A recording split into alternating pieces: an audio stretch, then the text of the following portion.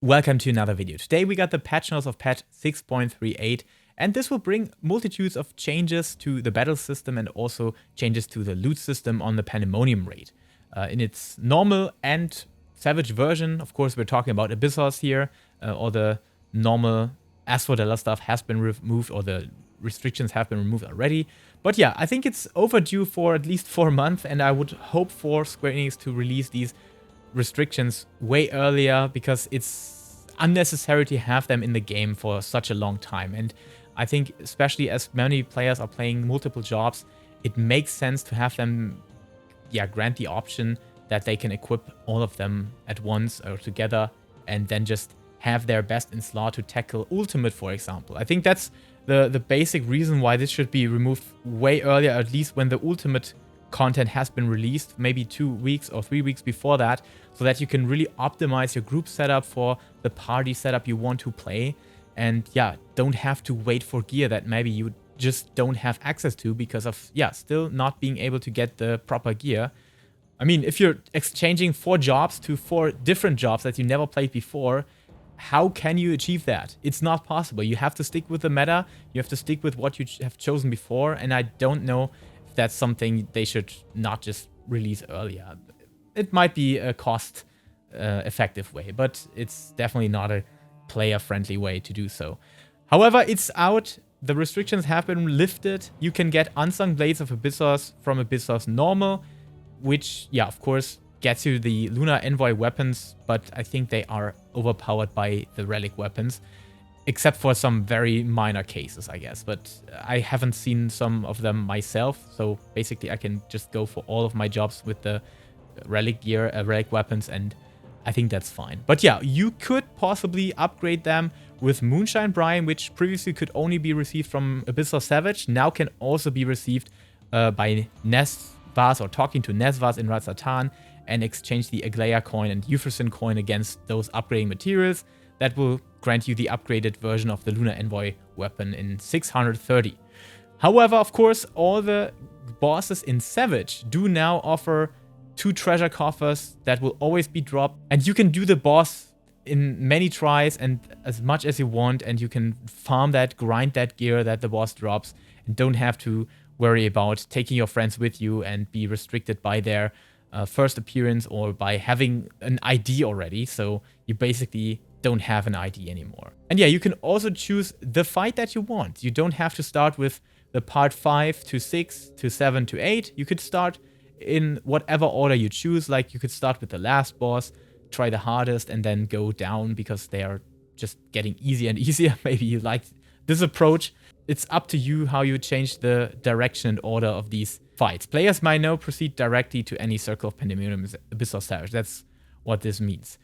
Alright, so basically that's all about the upgrading stuff. No restrictions anymore. You can get all the Savage gear without a second thought. You can just grind it down from the bosses and also upgrade your Lunar Envoy weapons if that makes sense compared to the relic weapons. Okay, what about PvP? PvP here takes a big change on the Paladin, in my opinion, because Paladins used to live from that unkillable status. And now maybe that could change, because when you combine that with a white mage or a black mage that completely crowd controls the enemy team, but doesn't have to fear of dying. And that's insanely powerful. We just lost to a Paladin 2 or 3 games the last time I played Crystalline Conflict because of how tanky the Paladin was. But I think it's still fine, and it's always a good change into the right direction if you see, hey, something is too strong, but let's not just destroy the job. That's the Blizzard approach, I would call it, even though Retribution Paladins are still way too strong. Okay, Warrior Bloater, if heavy effect duration has been reduced from 5 to 3 seconds, that's always a good change. Warrior still feels a bit too powerful in my opinion. I would still want to see a change on the AoE stun jump. It's too powerful. I think this should be a target effect that you have to target a certain area, then you jump in, and then Primal Rend stuns all the targets. It's just too powerful with just the auto target feature and then stunning all of them. Okay, Monk gets nerfed on the damage side. I don't know. I think this is kind of unnecessary. I think Monks perform very nicely on the high end, but to reach that and to make a difference with that, I think it's... Okay, let's be fair, it's not too much. It's just 2,000 potency. Okay, Dragoon is getting changed, but just on the limit break, the Sky Shatter, which I do believe it's a good thing to reduce that power a bit because it's just too powerful. Potency is being reduced by 2,000 on the normal non-YARM range requirement version, and of course on the 5 YARMs within the target's area by 2,000. So both of them are basically reduced by 2,000 potency, which is also not much. I think it's not the difference between killing the whole group or not killing the whole group, because you can buff that significantly with your other attacks, and you can still kill people when they are just slightly attacked or have slightly reduced HP from their maximum value. This here, however, I feel like is a buff. Barrier strength has been changed from absorbing damage totaling 25% of maximum HP, which, yeah, is less than absorbing damage equivalent to a heal of 24,000 potency. So you basically get a baseline of a 24,000 potency absorption shield, and you always get that. I feel like whenever you succeed in getting the full range of this percentage barrier, you already killed the team and you're not in any danger. So this is kinda giving you a chance. If you fail to kill the team, you still have a quite big shield nonetheless, and still are a bit tanky after you use the Sky Shatter, which in my opinion actually is a buff. Because, like I said, when you succeed with that, you kill the target, you kill the team, you're fine. But when you're not succeeding, you're mostly dead, because you dealt no damage for the absorption, and you get no shield, and most of the times you're in a disadvantage anyway. So this is actually a buff. In my opinion, even though we have a reduction on potency, it's actually a buff to the limit break here. Ninja gets the range reduced from 25 YARMs to 20 YARMs. It might be very important against a Bard, Dancer, or Machinist, and I think that's fine, because I feel like Bard, Machinist, or Dancer don't have a clear counter target, so you can kite people, but Ninja might be a problem with that range. Now it's a bit less threatening, for example, or maybe also red mages, summoners, and black mages. Yeah, even though I think movement is more like you have your sprint active or not. But yeah, it might be a good change. I'm not sure. I'm kinda not having an opinion here. Reaper, Plentiful Harvest. Maximum potency has been increased from 20,000 to 24,000. That's a lot. That's actually a lot. And it might be into the right direction, because I feel like there are a couple of combos that Reaper can use to make the game grant the party the game win. That's when you can fear into another LB, or if you're in a disadvantage already, and or the enemy team is at a disadvantage and you know they have to stack on the crystal, otherwise they lose, you can use the fear effect to spread them out. And that might be a instant win for your team. And that's very powerful, and I have seen Reaper do that quite oftenly now. So I think they are viable and still need to be buffed a bit, and that's definitely a big one. 4,000 potency is significant. Okay, Dancer gets healing buffed. Also good. Dancer felt still a bit lacking. Wow, okay, Black Mage gets a bigger barrier. I don't know if Black Mage needed any fix. Black Mage was insanely powerful. But yeah, okay. Okay, they buff Red Mage again. Cure potency increase from White Shift has been reduced. Damage potency increase has been reduced. Okay, no, so it's basically to serve that the Red Mage deals more damage on its own, but less buffing damage to the target. So you don't have the big amplifier, but the effects of the shield and the debuff are still a bit longer now. Yeah, that's actually... I like that. I like that Square is really thinking about this. That's definitely a change, like, hey, I actually know what's happening in this game. I actually know what my job is doing and what my job needs to be fixed or needs to be worked on. And that's definitely something cool. I like to see that. That's not just, hey, we trifled this ability and reduced the strength of it by 30%, which is the basic approach in any other game, I guess. But yeah, this is good to see. Scholar Adloquium cure potency has been reduced. barrier strength has been increased. Okay. Okay, so they kind of shift the meta here a bit, making it looking more a shield heal instead of the cure heal. And yeah, I think you mostly spammed this anyways for the cure potency, but then the barrier gets overwritten sometimes. Yeah, I think the barrier strength is better to have. It makes it more tactical approach, and you can just use that for barrier and pre-shielding, for example, especially when you want to have a big go and you know that some targets are squishier, then you definitely want to pre-shield, and makes it a bit more healthy and a bit more useful, the shielding. I think 4,000 is nothing. 4,000 shield is nothing. 6,000 is okay. It's okay. Astrologian, Fall Malefic. The recast time reduction granted by the additional effect reduces the recast time of double cast has been changed from 7.5 to 10 seconds. Okay, this is kind of complex. I think this is the limit break, if I'm not completely mistaken. I haven't played Astrologian in PvP yet. So maybe you guys know what that means. But it seems to be the recast timer of double cast has been changed from 7.5 to 10 seconds. Okay, so you have another stance or another action that you can use inside of the limit break, which now has definitely higher recast timer. That's something, maybe you can't use it twice now. I'm not sure about the whole duration. Maybe it's 20 seconds and now you cannot use it twice. You can only use it just once, which is then, if that's the case, that would be a heavy nerf. I'm not sure about that. You guys know about this more than I do, because I haven't played the Astrologian in PvP for more than one game, I guess. But yeah, maybe we'll see in the next couple of days when I try to get back into the new season. The time until the tactical crystal is unbound has been reduced from 30 to 20 seconds, which is definitely a cool thing.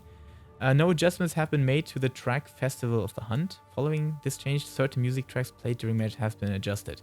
Okay, so the starting music now starts earlier because of, the crystal being unbound now earlier. Which is... I actually also don't have really an opinion. I think it doesn't depend on the crystal really that the game is starting. People are already starting earlier. Some games, some other games, they delay the battle action for longer than that, or longer than 30 seconds. I don't know. It might be a good thing, actually, because, then you don't have to wait so long, especially with the queue times right now. The quicker everything starts and ends, the better, I guess. The probability of triggering a pneumatic parade on the Clockwork Castle Town stage has been adjusted to increase the chances of a second parade. Okay, I think that's definitely a good thing, because I felt like this whole mechanic was a bit lacklustering, because, I never had any problems in dodging it, and never had any problems in, not taking care of it at all and not thinking about it. I think the tiles that jump up are the real mechanic that you have to track on this map, and that you can really abuse by stunning people into that, or by timing your dodging and kiting efforts. So that's really something that's more important than this. But it's cool that now we have a second chance to trigger that, making it a bit more relevant maybe. Season 5 will end, of course, we knew about that, and Season 6 will begin, but I do believe that the series is not interrupted, so you'd still have the chance to get the serious rewards here. Upon the commencement of Season 6, you will be placed 5 risers below your final placement in Season 5 with 0 rising stars. Okay, that's something to be expected.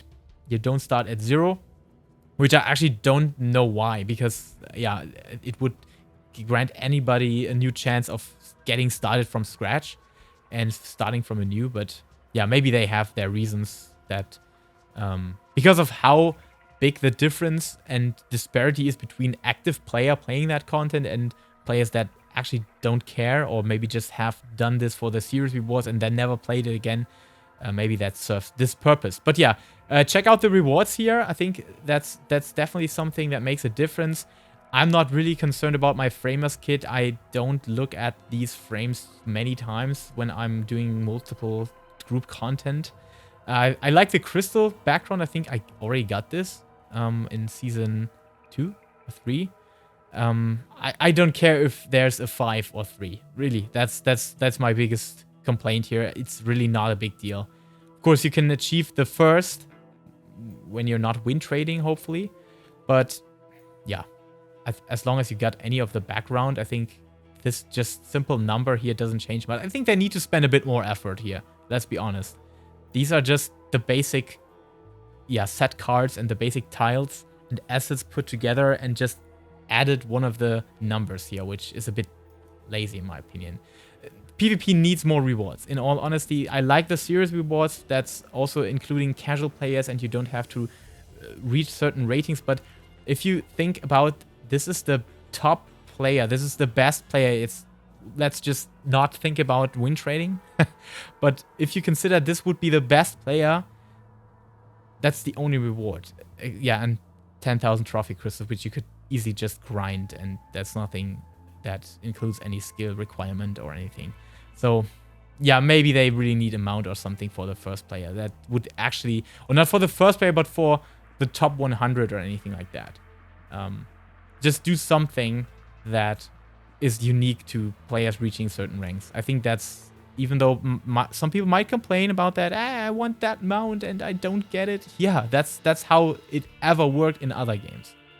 And I think we still have more people participating in WoW PvP than in Final Fantasy PvP. And the big reason is not that Final Fantasy PvP is not great. It's really fun. It's really cool. I love it. But the rewards are super lacking. Really. Okay. There are some couple of issues. You should read that by yourself. It's always a bit complicated. Something about Eureka authors here where something is not working properly. All right, that's it. I'm excited about the changes at all. They seem very promising, and I think, like I said, many changes, many small changes, but frequently this is the way how you have the perfect balancing, and that's definitely something Final Fantasy is still very, very good at. They still, I think the biggest department where Square Enix needs to work on that game is the reward system for some contents. That's, I still stand by that. May it be Crystalline Conflict, may it be Criterion and Variant Dungeons. It's still, in my opinion, the biggest issue and flaw of the game. Even though it's great, don't get me wrong. It's a very, very awesome game. It might be one of the best on the market right now. But if that doesn't change for the next 1 or 2 years, I think they really might face problems at a certain point. But yeah, let's just hope for the better, and I think Square Enix will tackle that as soon as Final Fantasy XVI is released. This game will be brought to the next level, taking all the good things and just pushing them even further. Thank you for watching. Have a wonderful day. See you tomorrow on anything that's changing, or maybe I will do a PvP tier list tomorrow on taking all these changes into account, and I will try out how that affects the meta and with which job you can grind these new ranks up and climb the ladder as fast and easy as possible. So yeah, thank you for watching. Have a nice day. Have a nice start into the week. And of course, like always, keep loving Final Fantasy.